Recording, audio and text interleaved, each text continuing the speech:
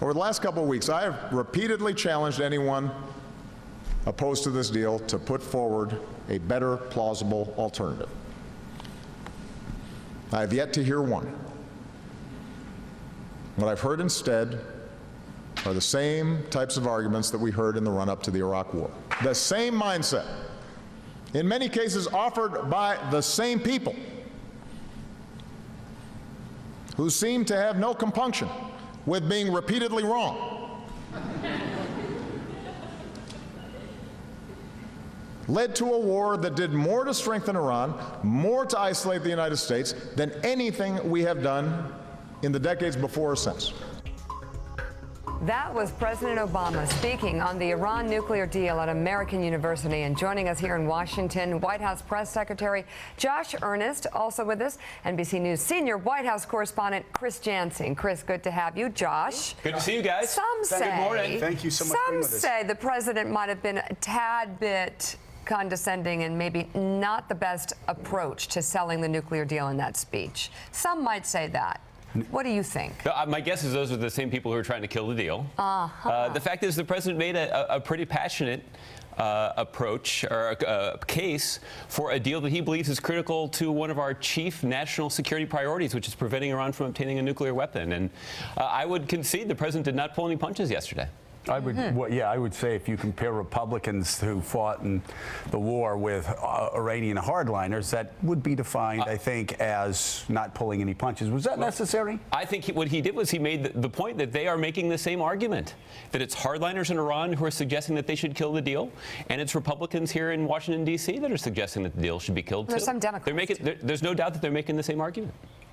But he also said, he said these are the folks who are chanting death to America. He added that little phrase in there. Well, but that was a different part of it. He said... No, it wasn't. I'll read you the quote. Said, it's those hardliners chanting death to America who have been most opposed to the deal. They're making common cause with the Republican caucus. It was all one sentence. She has it written down. That's right. I just speak in generality. She brings the words. Good for you. And they're making exactly the same argument, right? And this is the point, because the critics of the deal suggest that it's hardliners in Iran who are most likely to benefit from this agreement, right? That they're going to get this windfall of cash from sanctions relief. If that were true, why are hardliners in Iran so aggressively against the deal? You could use that. Like Charles Manson loved the White Album. I love the White Album. Is the president going to compare me to Charles Manson next? I mean, no, I'm just saying, just because they are both against the deal for two different reasons. One, because the Republicans are concerned about America's safety. The Iranian hardliners want to avoid it because they want a nuke. But I think the test really this morning, the morning after the speech for you, Josh, what have you been getting from Democrats and Republicans who were on the fence? What are the comments that you've been hearing since then? And I know you're going to break some news with that. Tell us. Well, listen, the president wants people to consider the facts of this agreement. And I do think that the more that people consider exactly what's included in the agreement and exactly the strategy that's been laid out for shutting down every single pathway that Iran has to getting a nuclear weapon, and the historically intrusive set of inspections that will be put in place to verify Iran's compliance with the agreement, the more that people consider the fundamentals of this agreement, the more likely they are to support it. But have you gotten new calls for support, though? Have you gotten it after the speech? Well, there have been a couple of folks. We saw Senator King from Maine, one of the independents in the Senate, announced his support for the agreement. Hardest and I would decision he ever had to make. Yeah, but the senator said that was the hardest decision he had to make in his life. Well, the president said yesterday at American University, people who are against this deal are either ignorant or untruthful. Those two things don't square up. There are people of good faith, Josh, and we've been saying this for a couple of days here, who can disagree with the deal. Why does the president see this in such stark terms, and why are those who oppose the deal either, quote, ignorant or untruthful? The reason that the president sees this in such stark terms is the president has spent a lot of time thinking about this. I mean, this goes back to the case the president made when he ran for office in 2007, suggesting that we should consider trying to resolve our concerns with Iran diplomatically. But do you concede the point that Senator King, an independent, made, that this is an extraordinarily hard decision for members of Congress to make? It's not as cut and dry as the president says it is. I don't know. In the president's mind, it is pretty cut and dry because it's either us taking advantage of an opportunity to use diplomacy to prevent Iran from obtaining a nuclear weapon. That isn't just the better way because it prevents the United States from committing to another war in the Middle East. It actually is the best way for us to prevent Iran from obtaining a nuclear weapon. I understand that's what the president believes. The question is whether the president has the ability in his mind to understand that reasonable people differ. If Chuck Schumer decides that he can't vote for the deal, is Chuck Schumer a liar or ignorant? If the chairman of the DCCC, Steve Israel, came out, a guy who said he was going to read the deal before he made the decision, he's now against the decision, as is Nita Lowey. Are they ignorant? Are they liars? Are they being untruthful? That's what the president said yesterday. Well, look, what the president is making the case is that we should try diplomacy to prevent Iran from obtaining a nuclear weapon, both because it is the best way for us to avoid war in the Middle East, which often has unintended consequences. He's good, by the way. Yeah. But the second is... You don't have to go through this. But it is the best way. It is the best way. Here's the thing. This is not just about a president who is concerned about using force. He's demonstrated a willingness to use force in the past. The fact is, this is the best way for us to prevent Iran from obtaining a nuclear weapon. Those who... Let me say this one last thing, which is those who advocate using military force acknowledge that that would set back Iran's nuclear program by 2 or 3 or even 4 years. The fact is, this diplomatic approach would set back Iran's nuclear program for more than 10. But the problem is actually with the president's tone, especially in this speech. Joe, you have a problem with it. You are reflecting the voices of many who are struggling with this deal. Not just Republicans. What would have been, since you seem to know so much about this, what would have been a better way to pitch this deal in that speech? That sounds condescending, well, I'm Mika, sorry. but I'm going to answer your question anyway. Go ahead. Well, you know, the president's actually been talking this way for several weeks now. That he has a people of good faith. No, he doesn't. That people of good faith can't be against this deal. That this is so cut and dry. I think it's much more persuasive, and David was talking about this earlier, not being so sure about it, saying this isn't a perfect deal. In fact, there are a lot of things in this deal that I hate. I'll tell you the truth. I said I wanted anytime, any place inspections. It just wasn't possible. There's no way the Iranians were going to agree to that. There was no way the Iranians were going to agree to immediate inspection of new sites.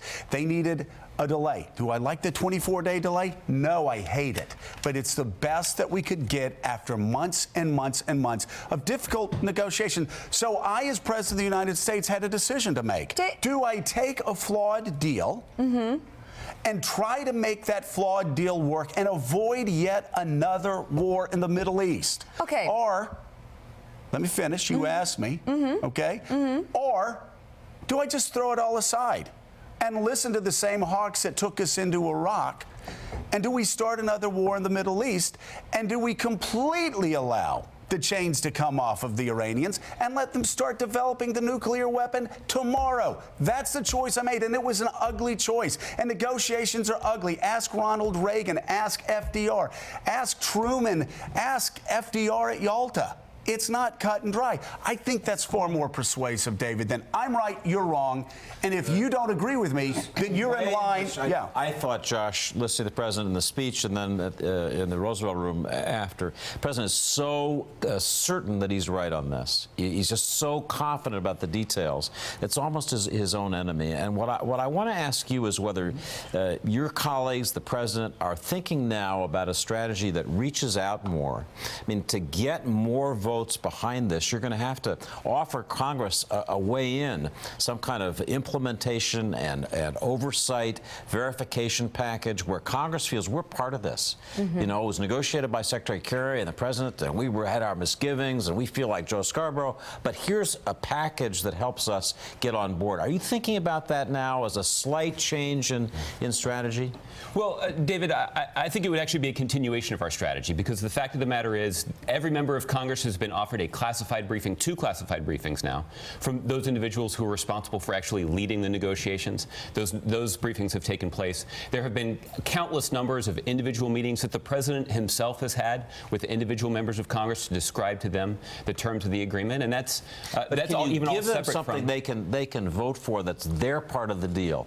We made it stronger. We added this. Can you do that? You know, Tom Friedman, let me just join in on this. Tom Friedman, I thought, had a great idea where he said, said, let's go ahead and attach to it a resolution that says if Iran starts developing a nuclear weapon, the president has immediate military authorization to go in and take military action without coming to Congress, without passing go, to immediately go after Iran, to send a message not only to the Iranians, but also to Congress, that if they break the deal, if they cross the line, then war is coming next. Well, Joe, I think you raise a good point, and I want to go back to the thing that you were saying earlier, which is sort of the president's approach to this agreement and the way that he's describing it now. The fact is, you cited the experience of other presidents that tried to engage our adversaries to use diplomacy to advance our interests. That is a decision for a president to make, and that is a decision that this president made. Congress faces a different one. The question before Congress right now is not whether the deal can be different. The question before Congress right now is, do you accept the agreement that has been reached by the United States and the rest of the international community with Iran, or are you going to undermine it? And that choice is very clear.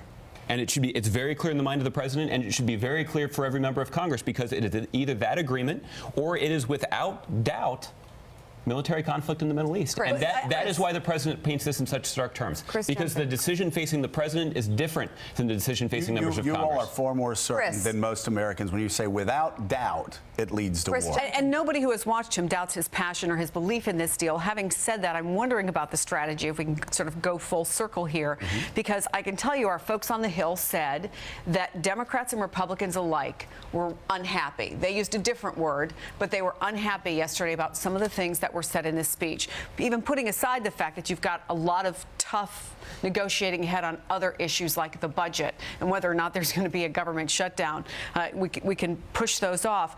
I'm trying to figure out what the strategy is, because if he deliberately went to American University, the same place that John F. Kennedy went and gave a speech about war and peace. I watched it. I read it yesterday. The tone could not have been more different. And I'm just wondering what he thinks he accomplishes by being so in your face. Yeah. Well, the fact is, I think the Congress that JFK was dealing with is somewhat different than the Congress that President Obama is dealing with. I think we can all agree to that. Here's the thing. This suggestion about war being the alternative is not just some hypothetical straw man that the president constructed.